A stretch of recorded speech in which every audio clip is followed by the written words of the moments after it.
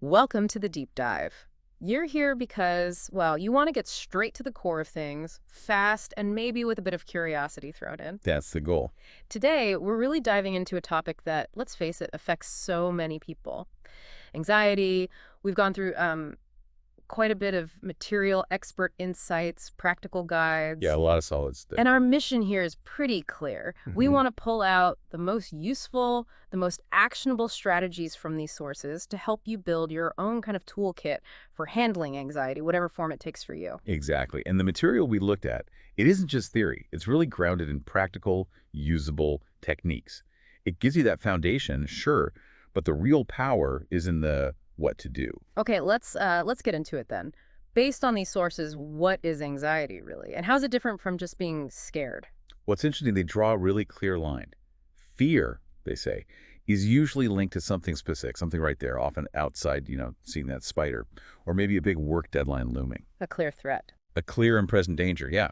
Anxiety, though, Yeah. that tends to be more spread out, Yeah. diffuse. You might not even know exactly what's triggering it sometimes.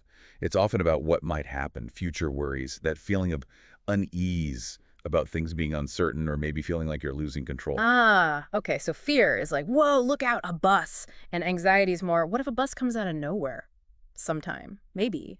Or maybe it's like a falling piano. That's a pretty good way to put it. It's that known threat Yeah. versus wrestling with all these possibilities. And the sources really stress very strongly that anxiety isn't just a head thing, it hits your whole system. Right. It's this complex mix of, physical feelings, how you act, and your mental state all kind of swirling together. Physical meaning the heart pounding, muscles getting tight, that sort of stuff. Exactly that. The racing heart, the shallow breathing, maybe sweating, stomach issues, muscle tension, all that. And behaviorally, it can make you freeze up, feel paralyzed, or, and this is really common, make you avoid things. Ah, avoidance. Big one. And psychologically, it's that constant sense of dread, the worry, the restlessness, maybe even feeling a bit detached, like you're not quite there. Yeah. The key thing the sources hammer home is that good coping strategies have to address all three parts. Makes sense. Body, mind, actions. And it's not just one thing called anxiety, is it? The sources talk about a whole range. Oh, yeah, absolutely. It's a spectrum. Yeah. From just a little bit of background unease kind of nagging at you, all the way to a full-blown panic attack, which can feel terrifying. Right. And it can pop up seemingly out of nowhere. That's spontaneous anxiety, or it can build up because you're anticipating something stressful. That's anticipatory anxiety. Like worrying about a presentation for weeks beforehand. Exactly. They also mention situational anxiety tied to specific places or events. And that becomes phobic anxiety when, crucially, you start avoiding those situations. The sources really highlight that avoidance part as the defining factor for phobias. Okay, so it shows up in different ways, different intensities, but why? Where does it come from? Is there like one main culprit the sources point to? This is really important. The sources are very, very clear. There is no single cause. It's not that simple. Anxiety usually grows out of this complex web of different factors. Like what? Well, long-term stuff like your genetic predispositions, maybe your upbringing. Then there are more recent things like major life stressors, big changes. And then, and this is critical for the strategies there, are the maintaining causes. Maintaining causes. Yeah, things in your current life, your behavior, your attitudes, your lifestyle that are actually keeping the anxiety going, feeding it. So you can't just say, oh, it's my genes, nothing I can do, or it's all my childhood's fault. Nope. The sources specifically warn against those kinds of single cause fallacies, like the biological one thinking it's only brain chemistry, ignoring how stress impacts that chemistry, or the psychological one blaming it only on the past, ignoring biology. They make the point that nature and nurture, they're not separate tracks. They're constantly interacting, shaping things together. Like threads woven together in a fabric. That's a great analogy. It's often impossible to pull them apart cleanly. Yeah. But here's where the sources get really practical. Okay, you can't change your genes or rewrite history, but they shift the focus hard onto those maintaining causes. Because those are the things you can change. Exactly. Those are the things in your day-to-day life, your current habits of body and mind that you actually have some influence over, starting right now. Perfect. Okay, so let's shift gears then. Let's build that toolkit. Where do these sources suggest starting to tackle those maintaining causes? It sounds like they begin with the body.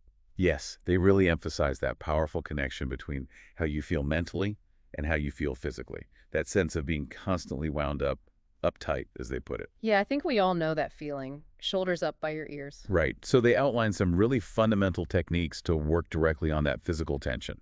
Progressive muscle relaxation, PMR, is a classic. That's the one where you tense and release. Exactly. You go through different muscle groups, tense them consciously, hold it, and then deliberately let all the tension go. The sources say it's great for things like tension headaches, sore backs, Yeah. stuff like that. Just focusing on that feeling of release. Without noticing the contrast, yeah. Then there's also passive muscle relaxation. Similar idea, but without the tensing part first. Maybe better if you're already sore. You just focus your mind on each muscle group and mentally encourage it to relax. So more visualizing the letting go. Okay. And this next one is quite clever. Cue-controlled relaxation is basically conditioning yourself.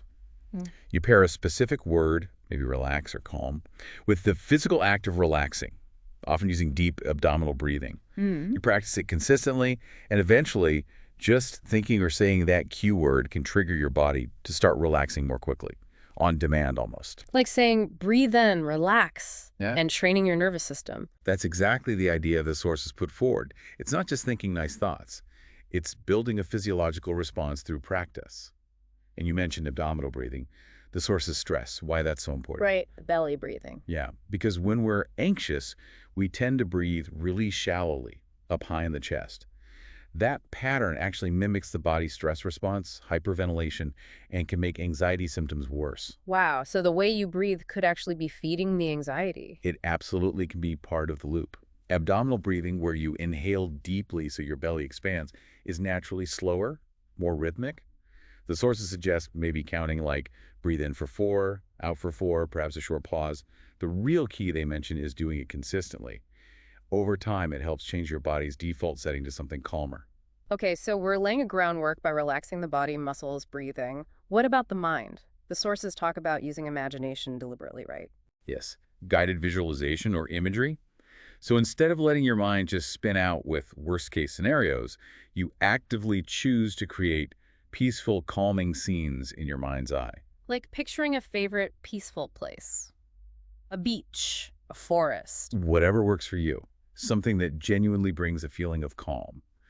They also touch on meditation, acknowledge it takes regular practice, but the payoff can be huge.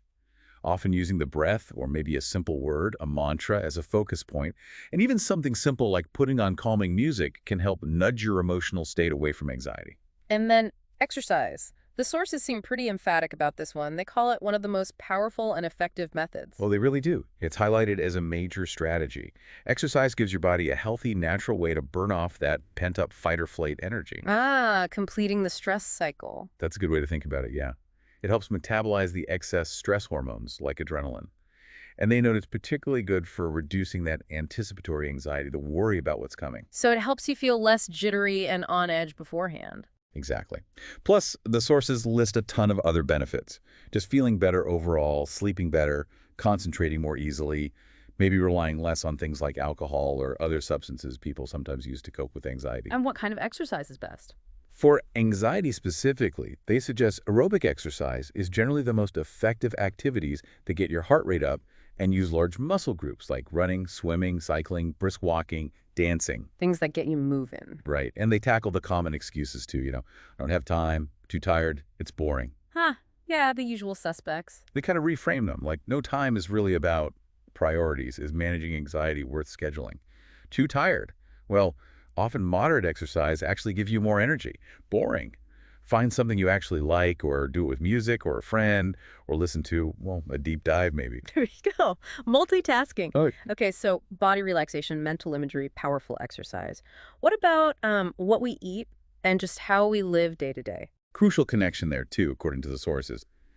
Diet and overall lifestyle. Caffeine is a big one they flag. My morning coffee. Well, it's a stimulant, right? It directly boosts stress hormones like norepinephrine and adrenaline, kicks your sympathetic nervous system, the alert system, into higher gear. They even mention it can deplete vitamin B1, which helps with stress. So that energy kick might actually be making anxiety worse for some people. For many, yes. The recommendation in the sources is generally under 100 milligrams a day if you're prone to anxiety. And they suggest tapering off slowly if you decide to cut back to avoid withdrawal jitters. Good tip. And sugar. You mentioned a sugar roller coaster. What's that about? This is a really key insight from the sources. Lots of refined sugar, or simple carbs can cause these rapid spikes in blood sugar, followed by a crash. When your blood sugar dips too low, that's hypoglycemia, your body tries to fix it by releasing stress hormones, adrenaline, cortisol. The stress hormones again? Exactly. And here's the kicker. The symptoms of low blood sugar, feeling shaky, nervous, heart palpitations, lightheaded, can feel almost identical to anxiety symptoms. Wow, so you might think you're having an anxiety spike, but it could actually be your blood sugar crashing. It's definitely possible and maybe even common. So the sources strongly suggest dietary changes to smooth things out. Cut way back on simple sugars and refined starches, swap in more fruits and complex carbs, and try eating smaller meals more often, or having snacks with protein and healthy carbs between meals. Keeping that blood sugar level steady. Makes sense. Anything else on the diet front? They briefly mentioned a couple other ideas. One is potentially shifting towards more vegetarian-style eating, which they suggest can help with acid-alkaline balance and maybe vitamin absorption. Another is looking at macronutrient balance, making sure you get enough protein relative to carbs and fats, maybe aiming for something like a 30% protein, 30% fat, 40% carb ratio. Why protein? Because protein provides the amino acids your body needs to make neurotransmitters, like serotonin, which plays a big role in mood and calm. Okay, so eating right isn't just good for you generally. It's presented as a direct tool for managing the biological side of anxiety. Spot on. It's about reducing those internal triggers. And that flows right into the broader idea the sources talk about, actively nourishing yourself. They frame this as totally essential, not some kind of optional luxury. Not self-indulgence, but self-preservation. You got it. And this includes getting enough sleep, obviously, but also consciously making time for downtime and recreation. They actually break down time into 3 types, which I found interesting. Rest, just pure passive letting go, doing nothing. Recreation, things you do purely for fun, play. And relationship, connecting meaningfully with others. That's a helpful distinction. And they actually suggest doing less. That feels almost revolutionary today. It's a strong message in the material, yeah. Being willing to consciously say no, reduce commitments, and shift your focus away from just constantly achieving and ticking boxes towards appreciating the process of living, how you spend your time, who you're with, allowing space to just be that's presented as maybe more important than relentless productivity. That requires a real mental shift. And sleep, obviously, huge for anxiety. Absolutely critical. The sources give lots of practical tips for healthy sleep hygiene. Regular bedtime, cool dark room, avoiding screens before bed, getting exercise earlier, watching caffeine and heavy meals late in the day. They also warn against trying too hard to force sleep, because that just creates more anxiety about sleeping. Right, the trying makes it worse. What about those little breaks during the day, mini breaks? Yeah, just 5 or 10 minutes every hour or two. Yeah. The idea is to pace yourself deliberately. Step away from the task, rest your eyes, maybe stretch, just mentally reset. The sources suggest you might actually end up being just as productive, maybe even more so, but with way less burnout and stress building up. And daily self-nurturing acts, like small kindnesses to yourself. Definitely. Framing it as building your inner resources, not something you have to earn. Simple things. Reading for pleasure. Enjoying something sensory like a warm bath or music. Spending a few minutes in nature doing something fun, or just doing something purely because you want to, without needing another justification. Making these small things a regular habit, especially when things feel tough, helps build that resilience they talk about. Okay, solid foundation. Body, mind, diet, lifestyle. But what about the thoughts? That internal chatter, the worry that just won't quit for so many people. Right. Now we get to the cognitive battleground, as the sources frame it. They explain how that negative self-talk, especially the endless what-if questions and catastrophizing, really pour fuel on the anxiety fire. Catastrophizing, that's like expecting the absolute worst outcome. Exactly. And it's usually a double whammy. You overestimate how likely the bad thing is to happen, and you underestimate your ability to actually cope with it if it did. Like thinking before a job interview, what if I completely blank? They'll think I'm an idiot, I'll never get a job, it'll be awful. Perfect example. So the sources offer a really structured way to challenge this, broken down into 3 key steps. First, identify the distorted thought. Get specific. Turn the vague what if into a clear statement you can examine, like, I will completely blank and they will think I'm an idiot. Making it concrete, less fuzzy. Yes, drag it out into the open. Second step, question its validity. Really interrogate that thought. Ask realistic questions. Okay, what are the actual chances I'll completely blank? How often does that happen before? Even if I stumble, is it guaranteed they'll think I'm an idiot? And even if this interview doesn't go perfectly, can I handle it? have I handled difficult things before? Applying some logic and evidence against the fear. Precisely. Gathering your own evidence, being realistic, remembering your strengths and past coping successes. And the third step, replace that distorted thought with a more balanced, realistic one based on your questioning. So instead of I'll blank and be seen as an idiot, it might become I might feel nervous and I might stumble on a question, but I've prepared and I can handle feeling uncomfortable. It's unlikely I'll completely blank, and even if the interview isn't perfect, I'll survive it and learn from it. And they give specific examples for common fears walking through these steps. Yeah, they use examples like fear of illness or public speaking to really illustrate how you apply this process. They even suggest maybe using a worksheet or just index cards to practice this until challenging those thoughts becomes more of a habit. That feels very practical, very doable. What about just that nagging, obsessive worry feeling stuck in a loop? Yeah, the sources definitely address that worry spiral. They mention distraction techniques as a first aid kind of thing, a way to interrupt the loop temporarily. Like what? Oh, you know, getting physically active, throwing yourself into a creative project, maybe even developing a positive obsession or hobby. But they're also clear. Distraction is helpful in the moment, but it doesn't solve the underlying issue. Real mastery involves learning to face the anxiety more directly. So distraction is like hitting pause, but not stop. What else? They introduce some really powerful ideas, Yeah. drawing from things like acceptance and commitment therapy, or ACT. One key concept is diffusion. Diffusion, like unfusing. Exactly. It's about learning to step back from your thoughts, to see them as thoughts, just words and images passing through your mind, rather than getting totally fused with them or treating them as absolute truths or commands you have to obey. So noticing the thought instead of being caught up inside it. Right. The question isn't, is this thought true? Right. But rather, is this thought helpful? Is paying attention to this thought, buying into it, moving me towards the kind of life I want, or is it just getting me stuck? How do you do that? They suggest techniques like mentally adding the phrase, I'm having the thought that, before the worrying thought, or visualizing your thoughts as leaves floating down a stream, just watching them drift by without grabbing onto them. Yeah. Or even, and this sounds odd, but can be effective, try singing your worried thought to a silly tune like Happy Birthday. Singing, I'm gonna fail the exam to happy birthday. Yeah. It sounds bizarre, but it instantly changes your relationship to the thought, right? It takes away its power and seriousness. It creates distance. I can see that. It kind of highlights the absurdity. Okay, what else for worry? Another technique they discuss is worry exposure. This is more direct. It involves setting aside a specific limited time each day, say 15 minutes, to deliberately focus on a particular worry. You write down the worst-case scenario in detail, and then you vividly imagine it happening over and over again. Making yourself worry on purpose. That sounds hard. It does feel counterintuitive. But the goal, the sources explain, is actually habituation. You're trying to get bored with the worry. By repeatedly exposing yourself to the feared thoughts and images in a controlled way, they start to lose their shock value, their emotional punch. Like listening to the same scary song over and over until it's not scary anymore. Kind of like that, yeah. So when the worry pops up later, spontaneously, your brain is less likely to go into high alert because, as the sources phrase it, you've already worried yourself into the ground over this. Its power diminishes. Okay, reducing the fear factor through repetition. Any other worry strategies?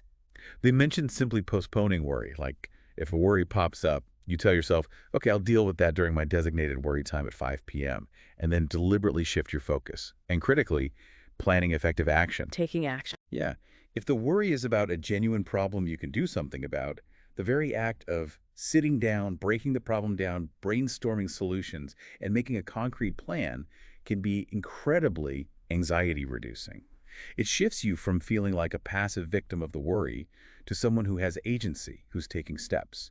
That fosters hope. Right, moving from, oh no, to, okay, what can I do? Oh, that makes sense. This leads us naturally to facing fears more directly, especially phobias, where avoidance is such a big part. And the sources are absolutely clear on this. Avoidance is the fuel for phobias. Running away from the feared situation gives temporary relief, sure, but it screams to your brain, see, that thing is dangerous, and I can't handle it. The only way to truly overcome it, they argue, is to gradually face it. That's the core of exposure therapy. That sounds daunting to a lot of people, I imagine. It can be, definitely. But the key the sources emphasize is that it's gradual and systematic. You don't just jump into the deep end. You work with someone, or carefully on your own, to create a hierarchy. A hierarchy, like a ladder. Exactly. A list of steps related to your fear, starting with something that causes only mild anxiety, and slowly, step by step, working your way up to things that feel more challenging, ultimately reaching your goal situation. So if you're terrified of elevators, maybe step 1 is just standing near one. Step 2 is pushing the button. Step 3, getting in with the door open, building up slowly. Precisely. They give examples for things like elevators or fear of flying, and they make an important distinction between coping exposure, where maybe at first you use your breathing techniques or coping thoughts while you're doing the scary thing, and full exposure. What's the difference? The goal of full exposure is to eventually be able to face the situation without relying heavily on those coping tools. It's about building genuine confidence that you can handle the anxiety and the situation itself, not just that you can manage it if you use your techniques. It's about eventually throwing away the safety crutches, as they call them. So the aim isn't just white-knuckling through it, but actually feeling more capable. That's the ultimate goal. Yeah. Mastery and confidence. They stress sticking with it even when it feels uncomfortable, letting the anxiety rise and fall without escaping. Each time you do that successfully, you're gathering powerful evidence that contradicts the fear. You learn you can tolerate the feeling, and the catastrophic outcome didn't happen, or you handled it. What about imagery exposure? That's often used as a first step, or alongside real-life exposure. You use your imagination to mentally rehearse going through your hierarchy steps. You visualize yourself successfully facing the feared situation, managing the anxiety. It helps prepare you for the real thing. So a structured, gradual way to confront avoidance and build real confidence. Okay, we've covered a ton of strategies: body, mind, diet, lifestyle, thoughts, worry, facing fears. How do you put it all together when anxiety just ambushes you in the moment? Right, the coping on the spot strategies. The very first thing the sources emphasize is actually a bit counterintuitive. Try to accept the initial wave of physical symptoms. Don't immediately fight it. Just let it be there. For a moment, yes. Acknowledge it. Okay, here's that feeling again. Remind yourself it's just adrenaline, it's uncomfortable but not dangerous, and it will peak and pass, usually within minutes. They say lean into it briefly. Okay, so accept the initial surge. Then what? Don't just stay there. Right. Definitely not. Acceptance first, then action. The sources strongly advise against just freezing or retreating. You need to channel that energy. Some practical things they suggest are talk to someone supportive if possible, get up and move around, engage in some simple, routine physical task like washing dishes or tidying up just to redirect that nervous energy. Channeling the jitters. Exactly. Right. Or use simple distraction to pull your focus back to the present moment, just temporarily. They even suggest, interestingly, getting angry not at people, but at the anxiety itself. Like, get lost, anxiety, I'm busy. Kind of like that. It's about changing your emotional state, asserting yourself against the feeling. Other ideas include doing something immediately pleasant, even something small, or using a quick cognitive shift, reminding yourself, this feeling is temporary, or I am safe right now, or I've gotten through this feeling before. And those coping statements we talked about earlier fit right in here. Perfectly. Yeah. Having a few short, powerful pre-written statements ready to go can be incredibly helpful. Things like, this will pass, or it's just anxiety, it can't actually hurt me, or I can handle this feeling.